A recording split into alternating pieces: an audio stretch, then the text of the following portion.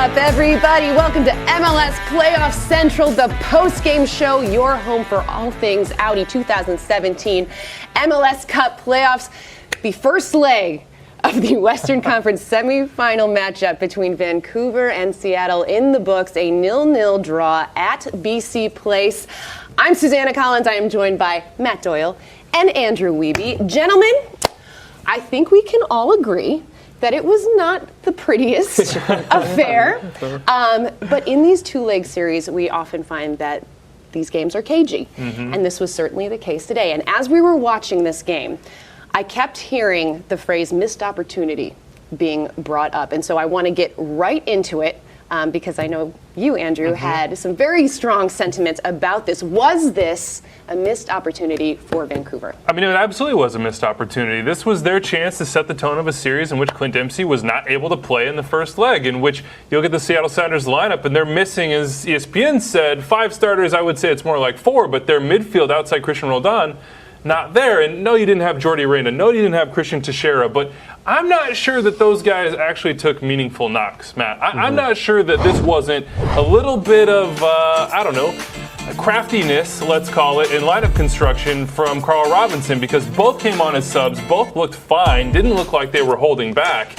I'm just not sure whether anybody actually wanted to score here. I'm not sure that the opportunity was big enough for either Schmetzer or Robinson to put any resources or attacking verb or even the possibility of taking a risk into this. And Schmetzer after the game to ESPN said, quote, one of these two teams has to score to actually go through. I mean, that is the most obvious. I don't know. Goals are good. Yeah. The Sounders know how to get the result they want without actually scoring. I think we all remember last year's MLS Cup. Oh, goodness. Look, we just showed the same Breck Shea highlight non-chance 3 separate times, which gives you an idea of Vancouver's intent coming into this one, and I cannot blame them for a second because they have the advantage going into the second leg now because all they need is a result. Any draw in which a goal is scored sends Vancouver through. 1-1, 2-2, doesn't matter. And obviously if they win. But so So this was their game plan. That's what you think? I think so. Yeah? I think as soon as they realized that Jordi Reyna wasn't going to be 100%. Either it's their game plan or they're inept at scoring goals. I mean, look, I'm just saying, it didn't seem like they tried to get a goal. I mean, in this they game. didn't. They didn't put a shot on goal, and they didn't really threaten at all in the entire game. And I think that's because if you look at the way that the playoffs are structured, it really does punish home teams in the first leg that give up a goal. So why push numbers forward? Why make it an open game? I mean, get the 0-0 and go up to CenturyLink where they have a good record all time and play for the 1-1. That sends you through. Worth pointing out too, Vancouver, the best away team in the playoffs in the West right now, worst home team in the playoffs. So kind of fits directly to your point. It's their style. This is what they're all about. And if Seattle wasn't going to come up and make mistakes and try to play intricately through Clint Dempsey and be on the forward foot, you weren't going to see these type of opportunities on the break. And I'm not even sure that they had the personnel. I don't think they had the personnel to hit on the break. And then when it comes down to set pieces, the service wasn't there, the opportunities wasn't there, the ball wasn't in the final third in dangerous positions enough to even get corner kicks, free kick opportunities. It feels to me like, Carl Robinson said, just like you did. He said, this game, look, it's all gravy for us. If we sneak a goal, if we find a way to get one, fine. We'll go with the lead to CenturyLink Field. But the flip side, you said it, they're 4-4-1 there all time in the regular season. The regular season is not the playoffs. And can I remind you that they got whooped 3-0 recently with 2 first-team lineups. But I actually do think this was more of a missed opportunity for the Sounders, and I know it makes it more difficult, obviously, without Clint Dempsey. You see 1 shot on target combined, fewest in MLS Cup playoff history. That, to me, is an indictment of Seattle because they know the value of the road goal. They should have said, all right, you know what? If we push numbers forward here at the end, we have them on their heels a little bit. They're not playing with 3 defensive midfielders anymore. They actually subbed off Nosa. You can open them up a little bit, but they didn't do that. They were still so passive, and nobody was making an overlapping run. Will Bruin just kept drifting to the back post instead of making a hard near post run. The couple of times Seattle were dangerous, it was deflections in the final third, one falling into Harry Shipp, and I think another one that goal came off a deflection that Chad Marshall put on it. So it's like, I think that Seattle is the one who missed. That's the team that missed the opportunity. Can we indict both? Yeah. Can we just go there? Can we take a look at this tweet from Paul Carr? First of all, Vancouver and Seattle combined for .88 expected goals, fewest in any of the 379 MLS games this year, regular season and playoffs included. Yeah. One shot on goal. I was also looking at the box score, and 46 clearances for the Whitecaps. That is tied for 5th in MLS this season, and that goes to show you, Matt, like it goes back to their identity as a team. They do not want the ball, and I don't think they felt like, to go to your point, I don't think they felt like Seattle could break them down. Right. So they said, you know what, you won't get a road goal in this game. We'll go back to Central League Field, and we'll take our chances. Yeah. 90 minutes, call it good. Yeah, people out there, the neutrals might be saying, ugly game that I wish I wouldn't have spent my Sunday night watching, but Carl Robinson, he's fine. Yeah, he's like, okay, fine, 0-0. Harsh. All right, well, we've heard from you, gentlemen. Now let's hear from a guy who is actually on the field. Our own Jill Sakovitz is on the field with Stefan Frei. Jill. Stefan, for you, a clean sheet on the road in this first leg. How satisfied are you with your team's performance tonight? Good. I thought we played well. We had to make some moves, some adjustments, but a good mix of possession, very, very safe in the back, consistent, which is good. We need that, and hopefully, obviously, we wanted to carve out a couple more chances, but away from home in the first game of the playoffs, I think both teams were afraid of making mistakes. So it bodes well for us. We didn't make a mistake, obviously, so did they, but we'll take our chance at home.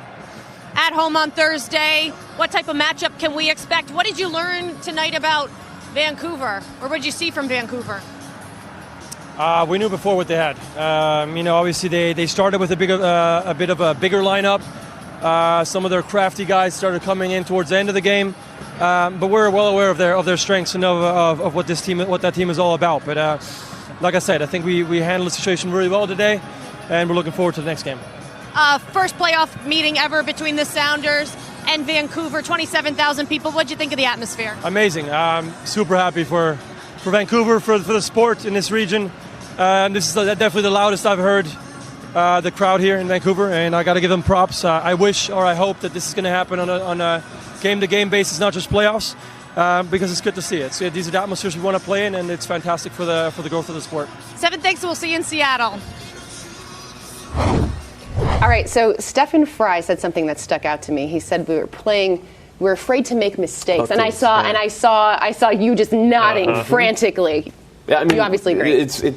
It makes sense, and this is the thing with two-legged playoffs everywhere in the world, and I think that's why, if you listen to the broadcast in the, I want to say 86 minute or so, ESPN's Adrian Healy said that there is some talk about maybe changing the playoff format so that there. Look, we all saw what happened between Atlanta and Columbus, the urgency and intensity with which that scoreless draw was played. And compare it to this scoreless draw, which was all about not making mistakes. Mm-hmm. That one was different. And I think that, that's why Adrian talked about that. That's why we've reported on it on MLS Soccer. Sam Stejskal had a very good piece. We've seen people in the know tweeting about it as well. This performance was maybe a pretty good example of why. Yeah, look, I just want to see teams in this time of year when it's about championships, when it's about really being at your best, push all their chips in the middle of the table. And I know what the response will be from coaches, from players. If we want championships, don't question our methods. We'll do it however we do it, and we walk away with that trophy, fine. And the Sounders are a shining example of that after MLS Cup last year. But from a neutral perspective, it's hard to watch a game like this and feel like it means something. It feel like it's this big occasion. The crowd was great. I was so happy about that. And we always hear about teams wanting to have that home game to really get their fans invigorated and set something up. But I don't know, if you're a Vancouver Whitecaps fan, what you take away from this game other than maybe that result is good.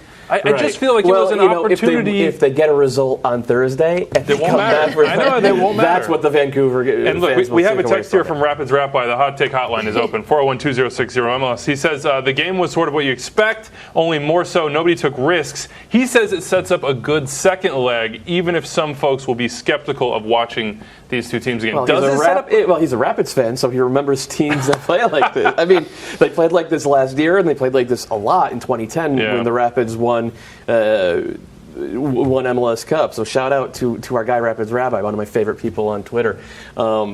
I don't know if it's going to set up a good second leg, because what happens if Vancouver go out there and get an early goal?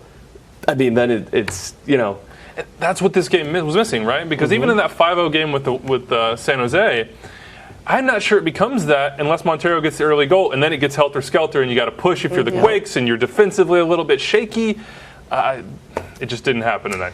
Well, another thing to factor in this game was injuries. And as Weeby said, we've got the Hot Take Hotline open. And Ed from Hartford had this to say. He said, is there any doubt that if Seattle were at full strength without injuries and suspension of Deuce, that they would have scored in the first half? What do we think? There's some doubt.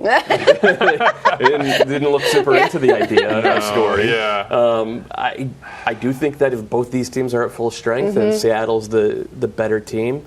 But we don't know that Seattle's going to be at full strength. We know they're going to get Dempsey back, but Ozzy Alonso was okay. He's not 100%. Gustav Svensson came in the second half. He looked closer to 100%. The big question to me is Chad Marshall. Chad Marshall, yeah. If Chad Marshall can't go, and he limped off in about the 78th minute, that's huge, because they need Chad Marshall and Roman Torres to both be out there in order to match up with the Caps on set pieces. Their third center back is Gustav Svensson, who's like 5'11" and not great in the air. And if suddenly he has to mark Tim Parker or Tony Tchani or Ali Ghazal or any of the other big dudes that the Caps have, it's a pronounced advantage for Vancouver. I'm actually more worried about what Jordy Reyna might do cutting through those lines. That's true. Yeah. Because Chad Marshall, as the organizer, as the communicator, as the guy who really is kind of the brains of that back line right now, you lose that. I'm just not sure how you deal with what I think will be a much better Caps lineup. Because I really do think, and I'll go back to this, I think Carl Robinson slow played this.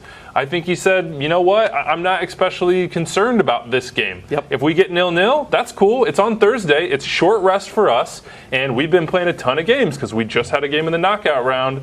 You know what? Let's just take a little bit of a deep breath, know that we're very good at home in preventing goals, not necessarily being explosive, and save our guns for the second leg. And you can see the Sounders record at this. when they have Marshall and Torres together, 18-2 and 11. I mean, it's Christmas come early for Carl Robinson and the Caps. Yeah. If Marshall can't play, that will, like, all our second guessing on their decision, the opportunity, all of a sudden that'll look like genius. Oh, your second guess. Yes, my second guessing. You were second guessing too. On Seattle's side, how much of a difference will it be for them to have Dempsey back? And I mean, I feel like huge. Yeah, huge. How much did we talk about Will Bruin tonight? Yeah. Almost none, and that's a function of them not pushing forward, and the fullbacks not really He made getting that forward. one drifting back post run where you screamed at him. Yeah, well, I screamed at a lot of people in this game because I just wanted to see something more. But I just think Clint coming back and being able to combine in that little space, and you saw in the pregame show, when he drops, it's not just about goals for him. It's about releasing other players, the gravity he has.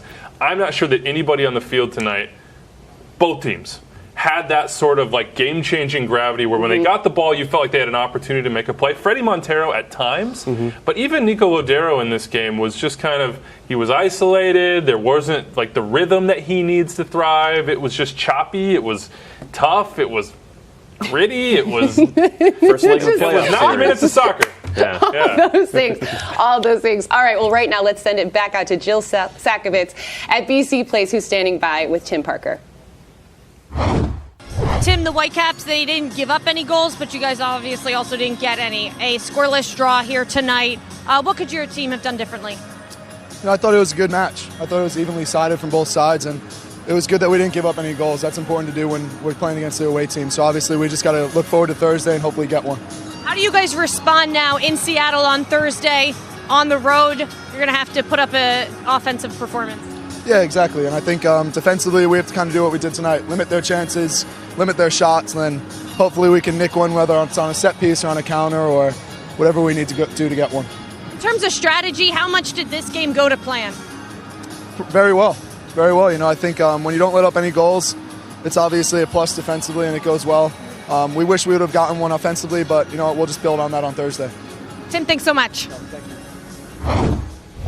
you. Yeah, I feel like this is prime opportunity for the cliche train to come out, right? Oh, halftime of a two-legged series. We wish we would have gotten this. Maybe next time. He wasn't lying though. He was like, we just wanted to limit him. We just wanted to limit him. I know. He seemed fine with it. Yeah. We're hearing from defenders and goalkeepers, so of course they're like, yes, 0-0. That's fine. We got our shutout. Job well done from us. But Robin Portland, he would be from Portland, says one shot on goal between both Seattle's title defense in full swing. So he's getting a little shady with that one. But you know what? I think I came at this from that neutral perspective, and I still have that. I want to see more in a game of this magnitude, and I want to see both teams go out and push for something and try to show the quality that they have. But you can see it on the faces of these players. They're completely cool with this. Yeah, they're fine. They just want the result, and that's what the playoff format I think incentivizes. And it's not to say you can't get a boring 0-0 draw if it's one and done or some other format as well.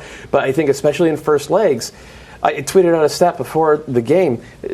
Scoring drops by almost 30% in the first leg compared to the second leg. So I mean, you can't get any lower than 0. So it's not going to drop in the second leg of this. Oh, man. Oh, gosh. Well, you guys, we don't have to wait long to find out how it's all going to go down. Leg 2 of this matchup on Thursday at 10:30 p.m. Eastern. That's a game you can watch on FS1. But guess what? The crew's going to be back here tomorrow, 6:30 p.m. We've got the New York Red Bulls hosting Toronto. That game's at 7 p.m. Eastern. You can watch that one on FS1, TSN, TVAS, and then, of course, the Houston Dynamo hosting the Portland Timbers. That game is going to be on FS1 as well. Starts at 9:30 p.m. Eastern. And then we're going to do this all again. Pre-game, post-game show, MLS Playoff Central. With some goals. Hopefully some goals. Yeah, not the same amount of goals in the pregame as the postgame. Fingers crossed. Well, it's okay. Sorry, Caps. Good result. Guys, thank you so much for watching. We'll see you tomorrow.